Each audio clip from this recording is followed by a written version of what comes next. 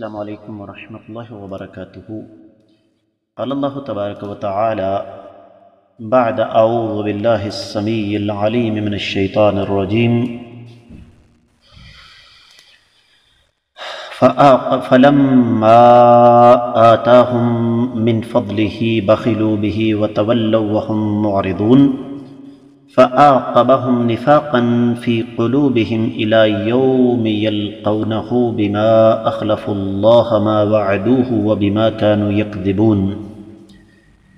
معزز خواتین و حضرات، اللہ ملک العلم رب الجلال والاکرام کی توفیق اور اس ذات بابرکات کے فضل و کرم سے آج پیر کا دن ہے، 12 شعبان 1441 ہجری، 6 اپریل 2020 عیسوی، اور ہمارے سبق کا موضوع اللہ ملک العلم رب الجلال والاکرام کی پاکیزہ کتاب قرآن مجید 10واں پارہ سورہ توبہ اور اس سورہ مبارکہ کی 76ویں اور 77ویں آیت مبارکہ۔ معزز خواتین و حضرات، جس طرح کہ میں اور آپ اچھی طرح جانتے ہیں کہ یہاں پر اللہ نے بڑی تفصیل کے ساتھ منافقین کا تذکرہ فرمایا ہے۔ کل کے سبق میں ہم نے یہ پڑھا کہ ان منافقین میں سے کچھ ایسے ہیں بدبخت جنہوں نے اللہ تعالیٰ کے ساتھ اس بات کا وعدہ کیا کہ اگر اللہ تعالیٰ اپنے فضل و کرم سے ہمیں کچھ عطا فرمائیں گے تو ہم صدقہ بھی کریں گے اور نیک لوگوں میں سے بھی ہو جائیں گے۔ تو رب کائنات فرماتے ہیں فلما، پس جب بھی آتاہم، رب کائنات نے ان کو عطا فرمایا من فضلہ، اپنے فضل سے، بخلوا بہ، تو انہوں نے اس مال کے معاملے میں کنجوسی بخل سے کام لیا، وتولوا، اور انہوں نے منہ پھیر لیا، وہم معرضون، اور وہ رو گردانی کرنے والے تھے۔ فعاقبہم، تو رب کائنات نے بطور عذاب کے ان کو دے دیا نفاقا، منافقت، فی قلوبہم، ان کے دلوں میں، الی یوم یلقونہ، اس دن تک جس دن یہ اللہ تعالیٰ سے ملیں گے، بما اخلف اللہ، جو انہوں نے مخالفت کی اللہ کے ساتھ، ما وعدوہ، جس کا انہوں نے اللہ کے ساتھ وعدہ کیا تھا، وبما كانوا یکذبون، اور جو یہ جھٹلاتے تھے۔ دونوں آیات مبارکات کا با محاورہ ترجمہ۔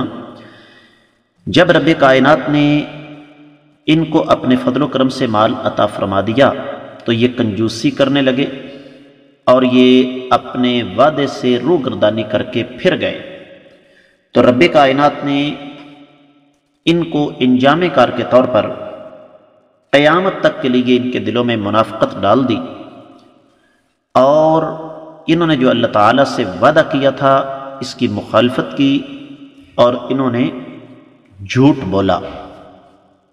معزز خواتین و حضرات، اگر آپ کل والا سبق یاد کریں تو میں نے آپ کو کل یہ بتایا تھا کہ عام طور پر ہمارے واعظین، خطباء وغیرہ سیدنا ثعلبہ بن حاطب الانصاری رضی اللہ تعالیٰ عنہ کا ایک واقعہ بیان فرماتے ہیں، اور وہ واقعہ میں نے کل تفصیل سے آپ کو بتا دیا تھا کہ یہ صحیح سند کے ساتھ ثابت نہیں، لیکن مسئلہ اصل میں یہ ہے کہ ہمارے خطباء جو ہیں ان کا بھی اتنا قصور نہیں ہے اس میں۔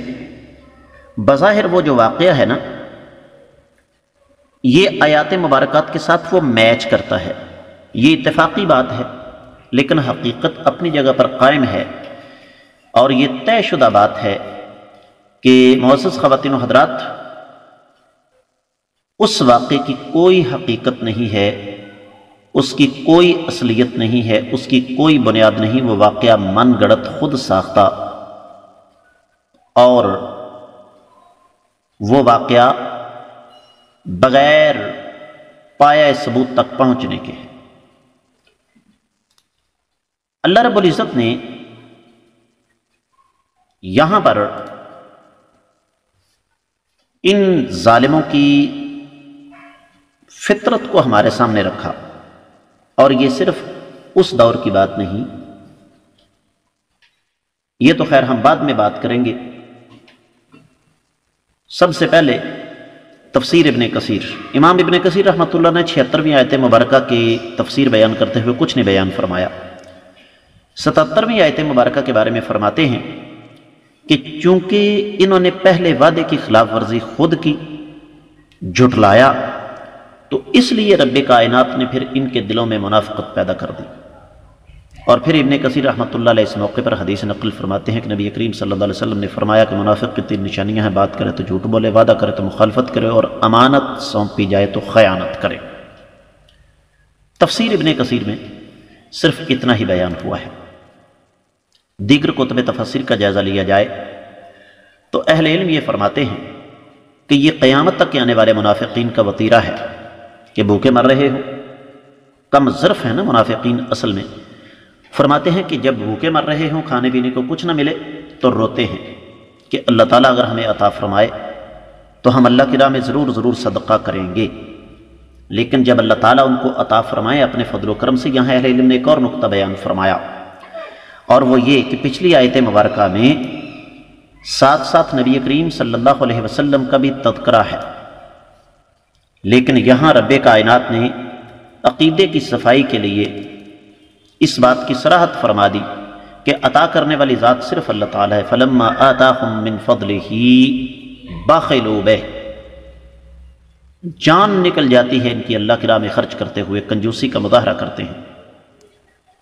اور اللہ تعالیٰ فرماتے ہیں وَتَوَلَّوْا، انہوں نے اللہ تعالیٰ کی اطاعت سے منہ موڑا، اللہ تعالیٰ کی راہ میں صدقہ کرنے سے منہ موڑا، اپنے حالات درست کرنے کے حوالے سے یہ پھر گئے۔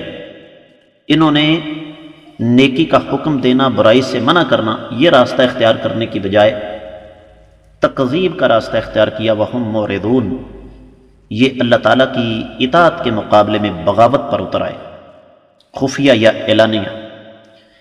اہل علم یہ فرماتے ہیں کہ ان کا یہ منہ پھیرنا عارضی نہیں، بلکہ ان کو جب طاقت اور قوت ملی تو کم ظرفی کی انتہا کرتے ہوئے یہ فرعون بن بیٹھے۔ اس بات کو بھول گئے کہ جو چیز اللہ تعالیٰ عطا فرما سکتے ہیں وہ واپس بھی لے سکتے ہیں۔ تو اللہ تعالیٰ فرماتے ہیں فَأَعْقَبَهُمْ نِفَاقًا، ان کے بخل کی وجہ سے، حق بات سے منہ پھیرنے کی وجہ سے رب کائنات نے پھر ان کو منافقت میں مزید آگے کر دیا۔ فی قلوبہم، جو ان کے دلوں میں پہلے سے موجود تھی، الی یوم یلقونہ، قیامت تک کے لیے۔ اہل علم یہ فرماتے ہیں کہ اللہ تعالیٰ نے یہاں فی قلوبہم کا لفظ استعمال کر کے اس بات کی نفی فرما دی کہ یہ آیت مبارکہ کسی ایک شخص کے لیے ہے، بلکہ یہ قیامت تک کے لیے ہے۔ اور وجہ کیا ہے؟ وجہ بالکل واضح ہے کہ اللہ تعالیٰ کے ساتھ پختہ وعدہ کرنے کے بعد انہوں نے اس کو توڑ دیا، اور پھر یہ قیامت تک ان کی حالت یہی رہے گی کہ گم شدہ گائے کی طرح کبھی کسی طرف کبھی کسی طرف۔